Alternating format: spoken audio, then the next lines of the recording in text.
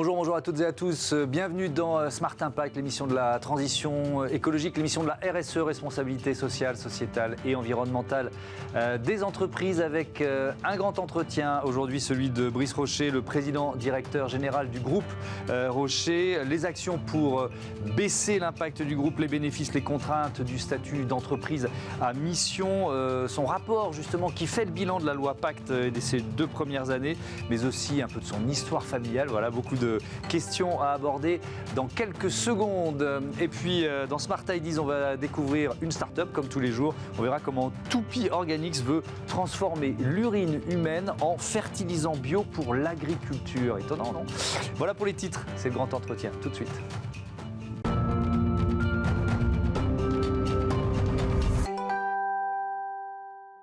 Bonjour Brice Rocher, bienvenue. Bonjour. Vous avez remis en octobre dernier un rapport qui fait le bilan de la loi Pacte et des entreprises à mission. On va évidemment y revenir longuement. Mais je commence avec votre histoire personnelle. Vous êtes le président directeur général du groupe depuis 2009, mais vous êtes entré dans l'entreprise à l'âge de 16 ans seulement, c'est ça? Ça veut dire quoi? Vous avez fait un peu tous les métiers? Oui, alors tous les métiers non, parce que il y en a trop. Il y en a trop, il y a plusieurs de métiers dans le groupe, mais oui, en fait, je suis rentré dans l'entreprise à l'âge de 16 ans, en fait, suite au décès de mon père, pour 2 raisons principales. La première, une forme de curiosité, parce qu'il en était lui-même le président directeur général, et je voyais bien qu'il était très investi. Et puis l'affiliation, hein, c'est mon grand-père qui avait créé l'entreprise, mon père qui l'avait redressé, et pour ces 2 raisons, je suis rentré dans l'entreprise. Et puis après, c'est devenu un peu addictif, on va dire. Ouais. Vous avez pris l'engagement que le groupe Rocher reste une entreprise familiale dans les prochaines décennies. Pourquoi c'est important? Alors, en fait, on a pris cet engagement déjà parce que la famille n'a pas toujours été majoritaire dans le groupe. En réalité, il y a une vingtaine d'années, la famille ne possédait que 30% du capital. Donc, en fait, depuis les années 2000, je n'ai eu de cesse de racheter les actions pour faire en sorte que la famille reprenne le contrôle du groupe. Après, bon, un capitalisme familial, finalement, c'est un capitalisme qui va être orienté probablement plus long terme, et donc qui n'est pas soumis par la pression des marchés, et donc qui nous permet, nous, de nous investir conformément à nos valeurs, notre éthique, nos envies, etc. Et c'est pour cela qu'on a fait ce choix-là. Vous êtes le petit-fils du fondateur, un héritier. Et vous avez aussi hérité, vous le dites souvent, d'un certain nombre de responsabilités. C'est comme ça que vous le vivez, ce statut ? Oui, la première responsabilité quand on dirige une entreprise familiale, c'est de transmettre à la génération d'après. Quelque chose qui soit dans l'air du temps. Ce que mon grand-père a fait en réalité. Quand j'ai pris la présidence du groupe, j'ai pris la présidence d'un groupe pleinement dans l'air du temps aujourd'hui. Et ma mission, c'est celle-là. J'ai un devoir vis-à-vis de la génération suivante. Voilà, mais bon, c'est une des responsabilités, il y en a bien d'autres. Mais est-ce que c'est aussi une façon de changer le regard sur ce mot d'héritier ? Pas trop réfléchi à cette question-là, mais je considère mon rôle comme un engagement, en fait. Et après, je pense que ce qui est important, quel que soit l'héritier, si on se focalise sur ce terme-là, il faut que la personne soit quand même passionnée par ce qu'elle fait. Parce que à la fin de la journée, il faut l'incarner, ce job, et il y a une forme de leadership derrière tout ça. Donc il faut être en capacité de délivrer comme attendu, mais il faut être passionné, parce que c'est la passion, finalement, qui va vous permettre de rester en mouvement permanent, de progresser. Voilà. On va détailler ensemble les actions menées par le groupe Rocher, ses marques les plus connues, Yves Rocher évidemment, Petit Bateau, Stanhomme, Dr Pierre Ricot. Mais d'abord ce rapport sur les 2 ans de la loi Pacte. On va commencer par le spectre le plus large. Septembre 2021, vous dites qu'il y a entre 250 et 300 entreprises à mission en France. Est-ce que ce nouveau modèle, il peine quand même un petit peu à s'imposer aujourd'hui? Non, je ne dirais pas ça. On a 2 ans de recul. C'est très très court en réalité.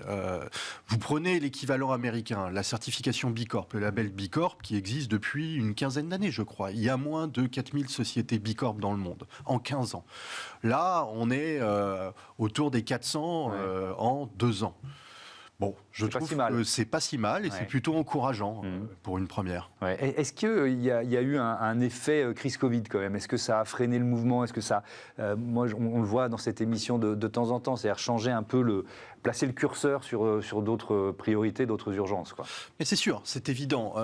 À partir du moment où vous vous engagez de votre société dans une démarche RSE volontariste ou un combat, parce que pour moi, l'entreprise à mission, la société à mission, n'a rien à voir avec la RSE. C'est deux choses qui sont complémentaires. Mais à partir du moment où vous vous engagez dans cette démarche-là, dans cette voie-là, c'est un coût pour l'entreprise. Dans un contexte de crise sanitaire, avec une reprise économique complètement chaotique, il faut le reconnaître, ça n'a rien de simple, mais c'est aussi pour ça qu'on est payé. Ouais. Il y a beaucoup d'entreprises qui ont défini leur raison d'être et qui sont pas forcément allées à l'étape suivante, qui ne l'ont pas inscrite dans leur statut pour devenir entreprise à mission. D'après vous, et c'était aussi l'objet de ce rapport, qu'est-ce qui fait hésiter les patrons, les actionnaires?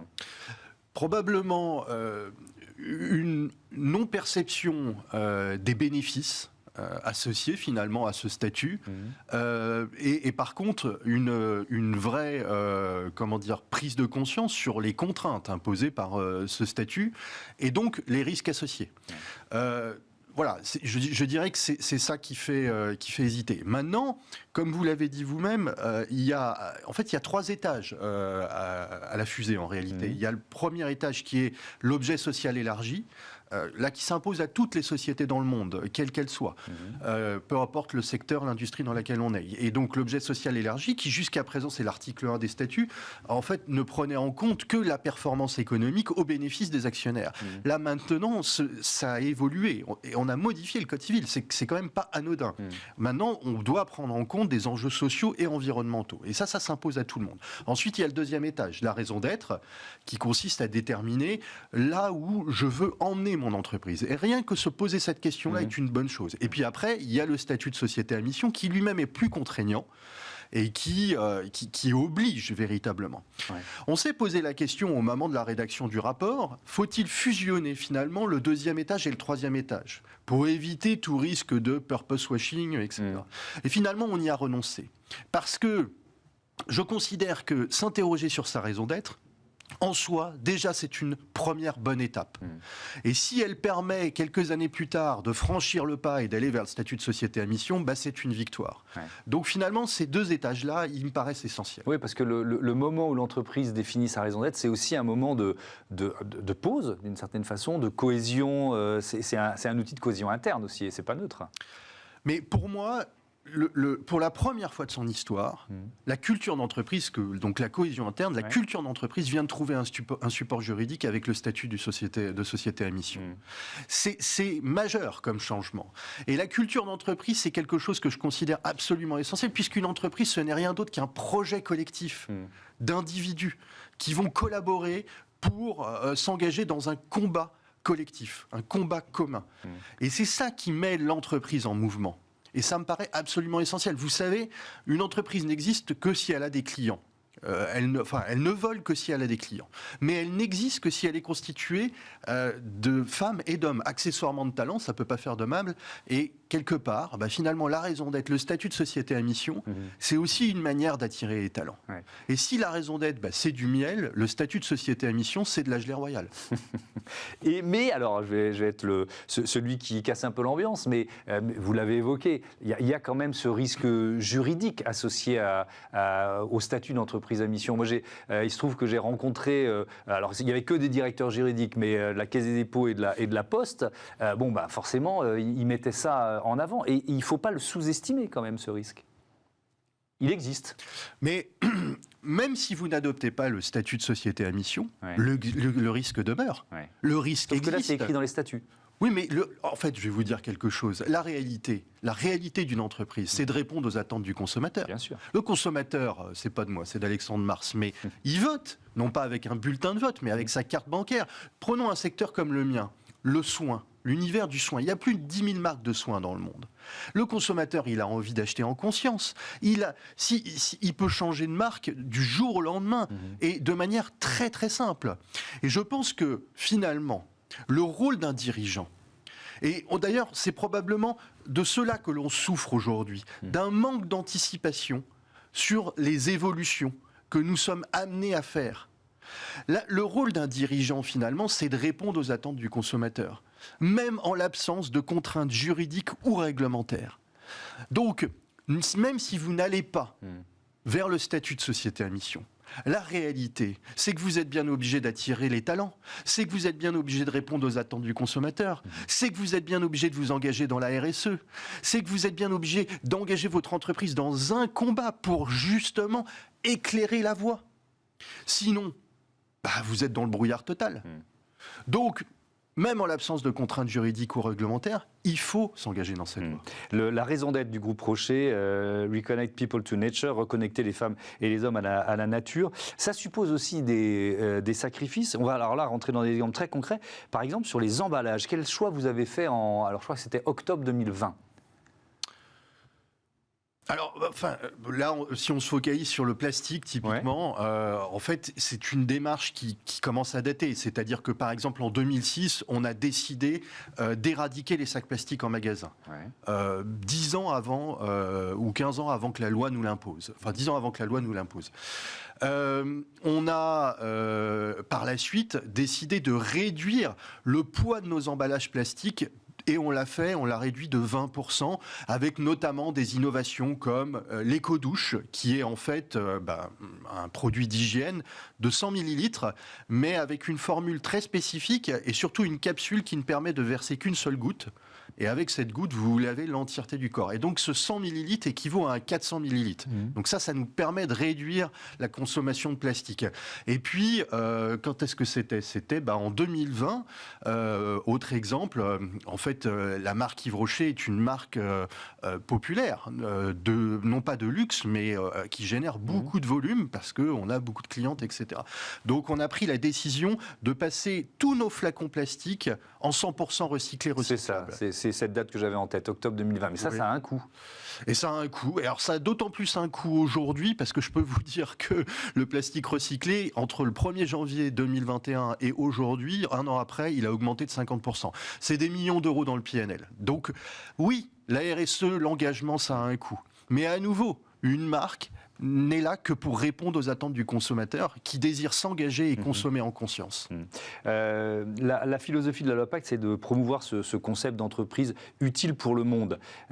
Pour que ça marche, il faut convaincre un collectif, on peut dire un écosystème. Alors dans ce collectif, il y a les collaborateurs, il y a les actionnaires, il y a les partenaires, les sous-traitants. Est-ce que vous diriez même les concurrents ? Pour que ça marche, est-ce qu'il faut qu'un secteur s'engage ? Vous voyez ce que je veux dire ? Non, alors, à nouveau, parce que pour moi, le statut de société à mission n'a rien à voir avec la RSE. Un exemple, nous, notre mission, c'est évidemment quelque chose qui est directement lié à la nature, compte tenu de notre ADN, nos origines, nos engagements, nos valeurs, etc. On pourrait être complètement à la ramasse sur des sujets de diversité, d'égalité. Donc pour moi, la RSE, elle est là pour justement s'assurer que sur un certain nombre de sujets, on est en conformité avec les attentes. Maintenant, le statut de société à mission, c'est s'engager dans un combat. Et donc c'est là où vous allez mettre le plus gros des moyens, en réalité. Quelque part, s'engager dans un combat, c'est renoncer à tout un tas d'autres trucs. Mais du coup, vous êtes en capacité, derrière, d'indiquer une direction vis-à-vis des individus au sein de l'entreprise. Moi, mon combat, c'est la nature. C'est pas le combat de L'Oréal. Nous, notre combat, c'est de reconnecter les femmes, les hommes, les enfants aussi, by the way, puisqu'on a Petit Bateau, donc on a l'occasion de le faire, à la nature. Le combat de L'Oréal, il est tout autre. Mais c'est très bien, chacun son combat. Mais au moins comme ça permet à chaque collaborateur, collaboratrice dans l'entreprise de choisir l'entreprise dans laquelle elle veut travailler, la personne, en connaissance de cause. Et c'est en ça que c'est génial. Le groupe Rocher possède 9 marques. On va donner quelques chiffres clés. 590 millions de produits fabriqués chaque année, plus de 17 000 salariés, dont 6 260 en France. Chiffre d'affaires 2,4 milliards et vous êtes présent dans près de 120 pays. On a cité les marques tout à l'heure. Est-ce que pour tenir cet objectif que vous nous donnez, l'objectif d'entreprise à mission, est-ce que ça veut dire que vous allez devoir éventuellement vous séparer de certaines marques parce que ce ne sera pas possible, ça ne rentrera pas dans les objectifs environnementaux ambitieux que vous êtes donnés? Alors, moi, ce que j'ai demandé finalement à mes patrons d'affaires, c'est de bien définir la raison d'être de leur marque pour justement révéler les points de saillance, la singularité, les forces, les savoir-faire de la marque en question. Mais j'ai dit, mais dans le même temps, vous avez aussi le devoir et l'obligation de nourrir la mission du groupe, qui consiste à reconnecter les individus à la nature. Et je pourrais revenir le pourquoi on a choisi cette mission. Et j'ai dit aux équipes, je leur ai dit, c'est simple, la mission, c'est pas forcément quelque chose sur lequel on est en conformité à l'instant T. C'est une cible, une trajectoire. C'est une cible à 10 ans. On s'est fixé une ambition à 2030. Je leur ai dit, vous devez vous mettre en conformité dans ce laps de temps. Et ceux qui n'y seront pas auront vocation à être cédés, en effet. Il faut le vouloir, en quelque sorte, pour faire partie de la famille, si j'ose dire. Vous avez parlé du label Bicorp. Vous avez l'ambition d'être labellisé Bicorp d'ici 2025. Ça suppose, ça se rejoint sans doute, ça suppose là encore d'autres efforts ou d'autres sacrifices? Oui, alors Bicorp pour moi c'est de la RSE dynamique. C'est quelque chose qu'on connaît bien, on a déjà 30% du chiffre d'affaires qui est certifié Bicorp. C'est de la RSE dynamique. Parce qu'on est justement sur cette histoire de trajectoire. Oui, mais la RSE c'est aussi une manière de répondre aux attentes du consommateur. Bien sûr. Pour moi, la mission c'est d'abord et avant tout pour l'interne, pour vraiment engager le collectif dans un mouvement, et le mouvement suscite l'adhésion. Je vais vous donner un exemple très concret. Pour moi, je distingue deux types d'objectifs dans cet univers-là. Les objectifs que je vais qualifier de singuliers et les objectifs conventionnels. Les objectifs conventionnels, c'est plutôt les objectifs RSE. Les objectifs singuliers, c'est les objectifs qui vont donner corps à la raison d'être du groupe. Typiquement, un objectif singulier, nous, qu'est-ce qu'on fait? On plante des arbres. Mais on ne plante pas des arbres pour compenser nos émissions de gaz à effet de serre. D'ailleurs, on bannit le terme neutralité carbone en interne. On préfère parler de sobriété carbone ou de politique bas carbone. On plante des arbres parce que quand on le fait avec nos différentes communautés. Avec les employés, avec les clientes, avec nos partenaires, que ce soit les franchisés, les consultantes indépendantes. On peut le faire avec nos fournisseurs et puis avec les sachants, les ONG et les agriculteurs, par exemple. Et quand on plante des arbres, ça prend la journée. Pour l'avoir fait maintes et maintes fois, ça prend la journée. On met la main dans la terre, on se reconnecte à soi, aux autres, à la planète, et ça fait un bien fou. Et derrière, on prend conscience que la nature a un impact positif sur notre bien-être et on a envie d'agir en faveur de la nature. C'est pour ça qu'on plante des arbres, pour créer un mouvement. Et on a célébré en 2020 100 millions d'arbres plantés. Mais pourquoi? Parce qu'on plante des arbres depuis 2006 maintenant. D'ailleurs, dans la famille, on plante un arbre à chaque naissance. Donc c'est notre truc. Objectif conventionnel. Est-ce que planter des arbres, même si on bannit le terme neutralité carbone, doit nous exonérer de baisser nos émissions de gaz à effet de serre? Bien sûr que non. Et là aussi, mais ça, j'ai envie de dire, planter des arbres, c'est un truc propre au groupe Rocher. Est-ce que L'Oréal doit le faire? Pas nécessairement. Est-ce que L'Oréal doit diminuer ses émissions de gaz à effet de serre? Oui, et ils le font, tout comme nous. Et là, derrière, vous mettez en place des politiques. Typiquement, consommation d'électricité, vous passez en 100% LED. Vous installez une chaufferie biomasse, parce que finalement, une chaudière biomasse, ça produit de la chaleur à travers la première source d'énergie renouvelable en France. Donc ça, c'est dans vos usines en Bretagne, c'est ça? Oui, tout à fait, c'est ce que l'on fait, c'est des investissements. Vous allez adopter justement des énergies renouvelables en passant du propane au biopropane. Mettre en place des régulateurs de chaleur pour diminuer la consommation d'énergie.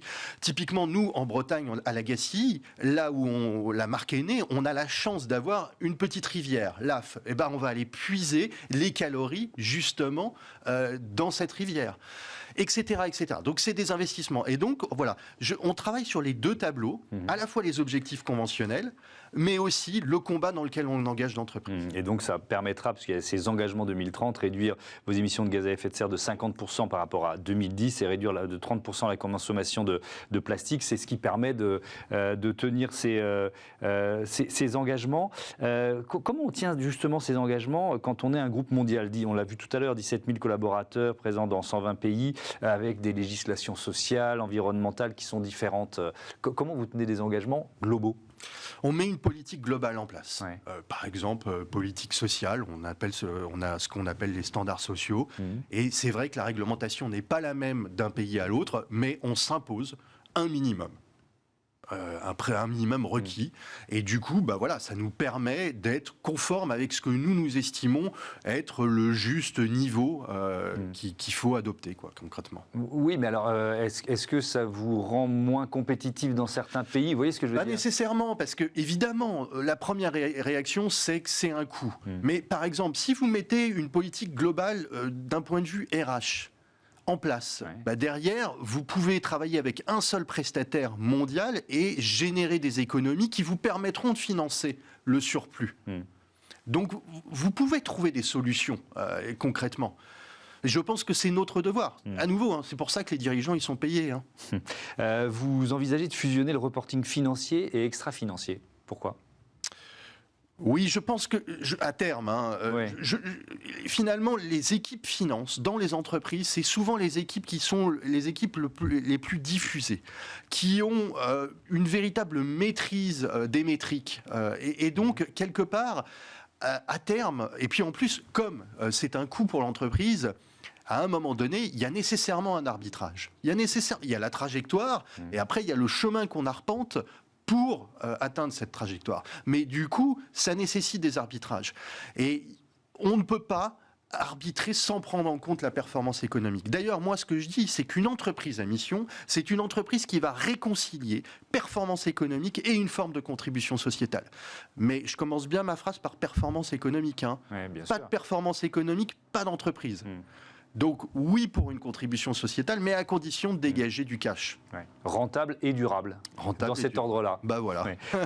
Vous avez parlé de l'enracinement breton, cette fibre, cet ADN originel, il peut se diffuser sur tous les continents ? Oui, je pense que à nouveau c'est la culture de l'entreprise. C'est ça qui met l'entreprise en mouvement. Je vais vous donner un exemple très concret. En 2020. En 2021, début 2021, on fait régulièrement une enquête type Telos pour mesurer le niveau d'engagement des employés dans l'entreprise, leur fierté d'appartenance, etc. Très honnêtement, on s'attendait à avoir un score plutôt mauvais, pour deux raisons principales. Il y a une crise sanitaire, ça fait 2 ans qu'elle dure, on la subit tous, on n'est pas tous égaux par rapport à cette crise sanitaire, les contraintes ne sont pas les mêmes. Et puis, il se trouve que le groupe Rocher, son premier canal de distribution, c'est des magasins qui sont considérés comme non essentiels, et quand ils sont fermés, ça ne génère pas de chiffre d'affaires. Par contre, c'est un business de frais fixes, donc ça fait mal, concrètement. Et en 2020, le groupe Rocher a perdu de l'argent. Donc, ça nécessite des réorganisations, quelques restructurations, etc. Donc, typiquement, on s'est dit, compte tenu de ces 2 dimensions-là, le niveau d'engagement, la fierté d'appartenance, elle risque d'être un peu chahutée. Il se trouve que les résultats ont été spectaculaires. C'est-à-dire que, en fait, on est 4 points au-dessus en termes d'engagement qu'en 2019, et on est 14 points au-dessus du benchmark. Donc, je ne dis pas que le statut de société à mission est l'unique réponse à cela, mais il y contribue quand même. Merci beaucoup. Merci Brice Rocher. À bientôt sur Bismart. C'est l'heure de notre rubrique Startup Smart Ideas. On va découvrir une très très drôle d'idée.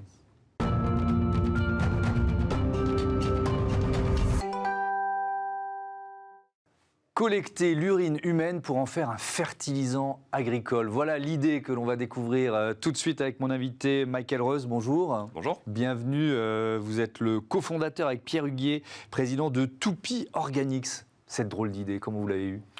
C'est une longue histoire. En fait, je travaillais déjà dans l'agriculture, dans la fabrication de fertilisants pour l'agriculture. Et en fait, je me suis aperçu qu'il y avait des grosses contraintes en fait, sur la production d'intrants. Et en fait, l'idée de l'urine est venue assez naturellement, parce que c'est une histoire de grand flux. En fait, il faut des nutriments à mettre dans les champs. Ces nutriments sont exportés quand on récolte la plante. C'est mangé par l'être humain. Et en fait, 80% de tout ça se retrouve dans les urines. Donc c'est soit on continue ad vitam aeternam à creuser des mines, à utiliser du pétrole, du gaz pour fabriquer des engrais, soit on se met à recycler ça. Ben oui, effectivement, ça semble simple dit comme ça. Vous avez convaincu l'ADEME, l'Agence de la transition écologique, avec cette idée. Vous bénéficiez d'une aide de plusieurs millions d'euros pour 5 ans. Pour faire quoi ? C'est de créer quasiment une filière, c'est ça ? Alors, c'est pas la seule aide. Oui, effectivement. En fait, c'est créer toute l'infrastructure qui va permettre en fait, demain à la France de se passer des engrais minéraux. Donc, c'est-à-dire la capacité de collecter des urines. Donc, si on prend un exemple très simple, une station-service d'autoroute, en fait, au lieu d'avoir des urinoirs où on a une chasse d'eau, il n'y a plus de chasse d'eau, ça tombe dans une cuve, on peut collecter. Voilà. Et ensuite, on a des unités territoriales, donc locales, qui vont transformer les urines, donc les hygiéniser, etc. Et ensuite, ça va être retourné sur le champ.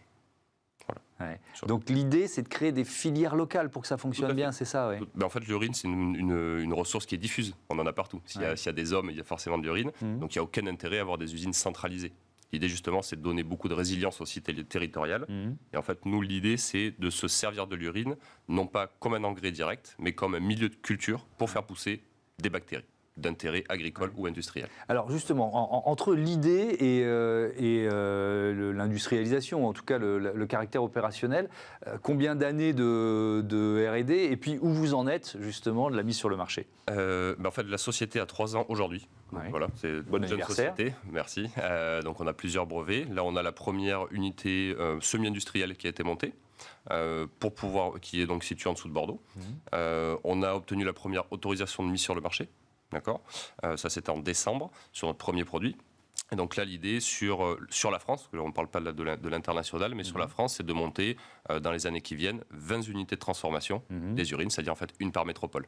Donc des unités qui sont à l'interface entre la ville, où il y a beaucoup d'urine, et la campagne, où il y a besoin de fertilisants. Ouais. Comment elle est transformée? Est-ce qu'il y a beaucoup de transformations d'ailleurs? Alors, pas vraiment. En fait, c'est quoi? C'est un fertilisant naturel? Alors, en fait, ça peut être utilisé comme fertilisant, mais en fait, à l'époque, on utilisait l'urine comme fertilisant, quand on n'utilisait pas de pétrole, quand il n'y avait pas de pétrole. Sauf qu'aujourd'hui, économiquement, en fait, l'urine est trop peu concentrée pour que ce soit rentable d'utiliser ça quand on a accès à des fertilisants minéraux. Donc, en fait, vraiment, nous, l'urine, avec très peu de transformation, c'est un excellent milieu de culture pour faire pousser des bactéries. Si vous voulez, le marché des produits microbiens, à l'échelle mondiale, c'est 250 milliards. On utilise des bactéries pour faire des pigments, pour faire du food, du feed, pour faire des intrants agricoles. En gros, il y a besoin d'azote et de sucre. Voilà. Et on fait fermenter des bactéries pour plein de raisons. Voilà. Et donc, en fait, l'urine, c'est une source d'azote et en plus d'autres nutriments qui est disponible partout en très grosse quantité et c'est une source... On ne peut pas tarir cette source-là. Ouais. Vous l'avez testé en termes d'efficacité, en comparaison avec des intrants phytosanitaires habituels, quoi? Bien sûr. Mais en fait, pour mettre sur le marché un produit fertilisant, on est obligé de tester déjà l'innocuité du produit, on va dire la réplicabilité du procédé, donc l'invariance du produit, et aussi son efficacité.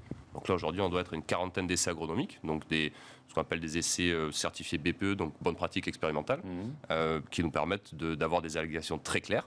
Et donc en fait aujourd'hui avec notre premier produit, on sait qu'on peut remplacer la moitié des fertilisants phosphatés en ajoutant 20 litres de notre produit à l'hectare. Ouais. Donc il y a de belles perspectives de croissance. Alors, question idiote, mais je suis sûr qu'il y a plein de téléspectateurs qui se la posent. Est-ce que ça sent mauvais? Est-ce que le produit, quand on l'utilise, ça sent mauvais? Non, absolument pas. En fait, si vous voulez, l'urine, donc il y a de l'azote à l'intérieur. Effectivement, quand on fait pipi, au bout d'un moment, ça va sentir très fort parce qu'en fait, cet azote qui est sous forme d'urée va se transformer en ammoniac. Et ça, l'ammoniac, on réveille les gens dans le coma avec de l'ammoniac. Donc, effectivement, là, l'urine peut sentir très fort. Donc, en fait, on stabilise cette urine parce que justement, on a besoin de l'azote qui est dedans pour faire pousser nos bactéries.